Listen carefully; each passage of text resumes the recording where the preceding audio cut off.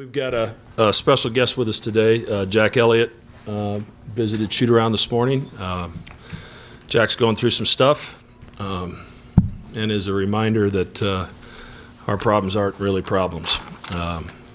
He's the most courageous 12-year-old in Omaha, and it was a blessing for us to have him with us today. And Baylor presented him the game ball after the game, and he deserves that and more. Great win. Hard game for us to play. We were anticipating possibly Kolick being out. Oso being out obviously throws a huge wrench into our defensive plan. And we kind of talked as a staff when we found out before the game we're going to probably have to adjust on the fly because we really weren't sure what they would do, who's going to initiate the offense, what's going to be different from what they've done in the past. And there was a lot that was different. And I was disappointed at halftime. Let the guys know it. I just didn't think we guarded the dribble one-on-one like we're capable of. And understanding it was hard. I don't know how long it was. That would be 7 minutes without a whistle there for a while. So both teams were tired, but I felt that was to our advantage with them, especially having a short bench. So I thought we adjusted at halftime. We guarded a little bit better. And then after missing some pretty good looks, Bello knocks down a big one. Baylor hits back-to-back in the corner. And it's a great way for them to end their career here in CHI. Questions for anyone, including Coach? Bello, can you just kind of start with what Matt just started there, I guess? Because it seemed like the game was kind of in balance for whoever wanted to take it, and then it just seemed like you really took it. Yeah, I mean, you work hard for moments like that, especially how special this game was for us, being the last one at the CHI. But as I said, you dream with moments like that. Baylor big-time player, so we know that he's going to appear in those moments, and I was lucky enough to knock it down. Baylor, what did you turn and say after the second one in that sequence? If you can share, and if not, I understand. No, I just said I don't even got to look. Because I turned around early, obviously. I was obviously, Coach talked about playing with emotion at the start of the game and using it to our advantage, and it was in my advantage there, I guess. Baylor, today's game was probably your best statistical game, at least in the blue uniform. The most rebounds you've had as a J, one short in points. What does it mean to have that on senior day? Yeah, it's special. It's a lot of hard work gone into that, and just a lot of people to thank. My coaches and teammates, are at the top of the list. I'm not doing what I'm doing without them. So it's really a team thing for me, and I'm just really grateful to be a part of this one. I know you handled the lead up about the same as you did last year, but was the finality of today more emotional for you than last year was? 100%, for sure. Last year, obviously, I didn't know. I knew I could come back. So this year, it's a done deal. There's no more left. And last game in this building, last game ever probably playing in Nebraska in front of family and friends. And, it's just a special feeling, especially when the group is as close as we are, coaching staff, players. It took me by surprise a little bit. Sure. Bello, kind of the same thing for you. What was the finality of today like? Yeah, I had my sister in the stands, which it was the first time in 7 years, I think. So it meant a lot. But yeah, kind of what Baylor was saying. It just was a special moment, I think we have a great locker room. I've never been part of a locker room as close as we are. And yeah, as I said out there, I was glad that I had my ceremony with Baylor and Ryan, that are two big-time players here at Creighton. So yeah, it was great. Baylor, did you get what you wanted when you decided to come back this year from the last year? Yeah, I think so for sure. I think just overall, it was just obviously I've been playing well, and a lot of credit that, like I said, is my teammates and my coaches for really just trusting me, and I put in a lot of work as well. But I think the biggest blessing of this year is just how much it was just fun. The enjoyable parts of this year. The season's long and it can be a grind, and it is a grind. But with this group and the coaching staff, it's just been so enjoyable, and that's something that will stick with me for a long time. Is just how much fun this year was, and that's really what it's all about. Matt, can you take us inside a little bit to the scramble portion of your game plan once you guys found out that Oso was out and that Tyler was definitely out? Well, our drop coverage is 98% of what we do. So you can switch it, which has some potential problems. We tried to be aggressive early in the game. They kind of picked that apart. We tried a couple times just a quick show and get out of there, and they slipped out of it. So, like I said, they had a good plan, and we just had to make sure that if we're going to have Kalk out there defensively and in space, we got to take advantage of him on the other end. And I thought we found him a little bit more, but we thought about zone. We talked about it at halftime. I kind of threatened them with a zone, and I don't think they wanted to do that very much. But no, we were better in the second half of guarding that dribble, and like I said, our switches were cleaner, and I thought our help was better. We got in there and knocked a few basketballs loose and forced a few turnovers and got out in transition. What was your vantage point of? I mean, there's been some special moments on senior days in this arena, but the game just up for grabs for whoever wanted to take it, and then for Bello and Baylor to have that sequence that just blew the game. Yeah, I mean, when Bello let that one go in the corner, I said to myself under my breath, let that go in for senior day.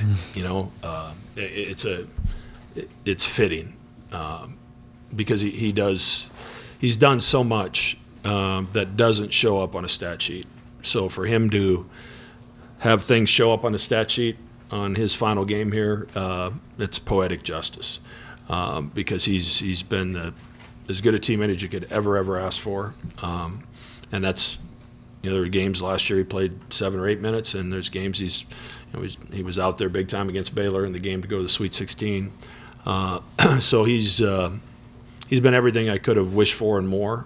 You bring in a transfer from a Power 5 school, and he doesn't start a game in his career, but I don't know that I've ever heard the guy complain, and because it's never about him, it's about somebody else, and that's why he's going to be successful, long after he's done playing basketball, whatever he chooses to do. Is he gets it, he gets people, he gets relationships, and I think if you polled our guys, he's one of their go-tos, freshmen through seniors. The two of you came into this program together. I mean, I know you both talked a lot about how the locker room as a whole has meant to you, but what is your guys' relationship just between the two of you meant coming in together like that? You two aren't going to cry or anything. Yeah, it's special to go out with Bello. Just like he said out there, I mean, we live together. We got the same class schedule. Obviously, we're on the same team, so we're literally together 24/7. And he's a part of my family. Obviously, his family is halfway across the world, and so I just can't really even put into words what he means to me. I have a younger brother, but now it feels like I have a brother that's my age as well. Just everything we've been through, everything, the late night talks at our apartment, late night Chipotle runs, those are the memories, and he's going to be, part of my family forever, so. Yeah, pretty much what he said. All day together. So I mean, it wasn't easy, at least for me, just to come in after 3 years in another place, But I was lucky enough that he was in the same situation, and from day one we just lived together. And I mean, he's a brother. His family, as I said out there, they welcome me with open arms. Even though we have a family as a team, it's a big family, but outside of that, they always show support, especially because, as he said, my family is not able to come over. But yeah, I mean, I love him like a brother, and it's been amazing. Not to go back to back on emotional questions, but you got a lot of people here today. Probably more people that know you and mean something to you than you've had in your entire career, I imagine. What did that mean to you? Yeah, it meant a lot. I mean, to be from Nebraska and be able to put on this jersey and represent, the school and the community, it's been a dream come true, and being able to be closer to home and having all these people be able to come and watch me and support me, it's something I don't take for granted. And, obviously after this year, going to try to play professionally, but there's no professional teams in Nebraska, so this is my last basketball game ever playing in Nebraska, and I played a lot of games in Nebraska. So it just means a lot. Yeah, I can't really put it into words. Anything else? Mac, what was it like to see Ryan and Trey a part of this whole equation as well? I think these two plus those two. Yeah, I mean, we never have an underclassman go through it. Doug didn't even do it as a junior. But that time will come where they have to make decisions, and like last year, we'll support them in any way we can, help them gather information, ask questions. They don't owe us anything anymore. They've checked that box and then some. But at the end of the day, if the information they get leads them back to Creighton, so be it. But if it doesn't and they pursue their professional careers, we'll support them 100%. And that's those are conversations that they don't deserve to have to deal with until after the season's over, because there's we've still got some pretty important basketball left. In terms of the memories they've made in this building, that's something that they. Yeah, I mean it's been incredible. I mean, just thinking back to, and I said it in the pregame. Ryan and Trey, in this world of the transfer portal, it's probably not going to exist very much anymore. Ryan played 10, 12 minutes as a freshman, and what have you come back in this day and age? Who knows?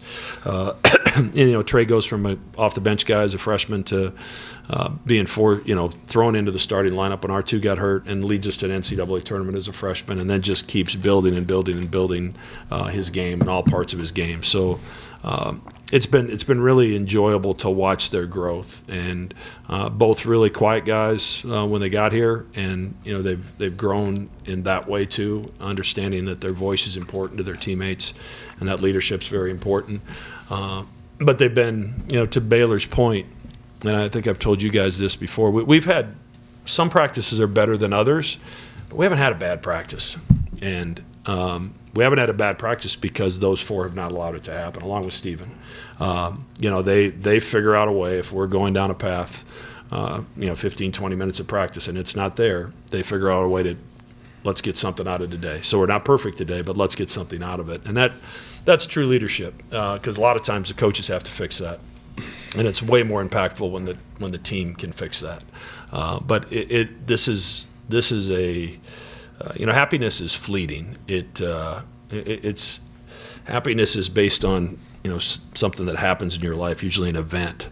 But joy is about what you do every day and the people you do it with. And this has been a joyful group to coach. It's been fun. To Baylor's point, it really has. We're able to have conversations about different ways of doing things, but it's not the coach talking and the player listening. Like these guys, they've played a lot of basketball, and I value their opinion. But it's been an absolute blast, and that's when it's over, and hopefully it's not over for a while. It's going to be hard, because you're a big part of the joy that I'm experiencing the last 4 or 5 months is going to be gone, and that's going to be a tough pill to swallow. Baylor, you mentioned towards the end, kind of inviting the Creighton community out to New York after the NCAA tournament. What does it mean when you see a lot of blue out in Madison Square Garden, out when you were in the Louisville last year? Yeah, I mean, it's just special, and that's what makes this place special as a whole, is just the support we get from the community at home and then even on the road. Because like you said, there will be a lot of Blue Jay faithful at Madison Square Garden when we go there. So, the last 3 or 4 years, everything this group has done, including Kalkbrenner and freshman, did these guys raise the bar for the program, you think? I mean, I think that we've always had high expectations. Are they realistic? I mean, I don't know. We want to compete for championships, and I've said it many times. If you're playing meaningful games in late February and early March in a conference like the Big East, everything else is probably going to take care of itself. And if you can get through the Big East, and you're not saying you're going to lay an egg sometime in the NCAA tournament, because it happens, but you've pretty much seen everything, and you're prepared for everything you might see in the NCAA tournament. And I think this league does an unbelievable job of preparing you for that. So, we expect to win. We have 18,000 fans, and I remember the second year in the Big East, the year after Doug and Grant's group, 0-8 in the league, Tuesday night game against Butler, 18,000 fans.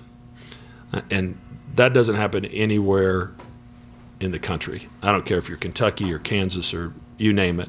If you start 0-8 in your league, they're not showing up. And those people showed up on a Tuesday night. They understood where we were as a program, and they were able to lift us through that little tough stretch till we got the train back on the tracks. And there's been some blips, and it's going to be harder to recruit freshmen and keep freshmen. But we're going to do everything we can to try to put a good product on the floor and continue to get our fans what they deserve. And I'd be remiss to say I haven't mentioned Tyler Kolek. I pray to God that he's back on the floor soon. He's been such a good representative of our league, and one of the best point guards in the country. And Marquette's had an incredible year last year with him at the controls, and we want to play against them at their best, and we want Tyler back for the Big East tournament and hopefully an NCAA tournament run for Marquette. Thank you. Thank you. Thanks, Phil. Thanks, Jack. Jack.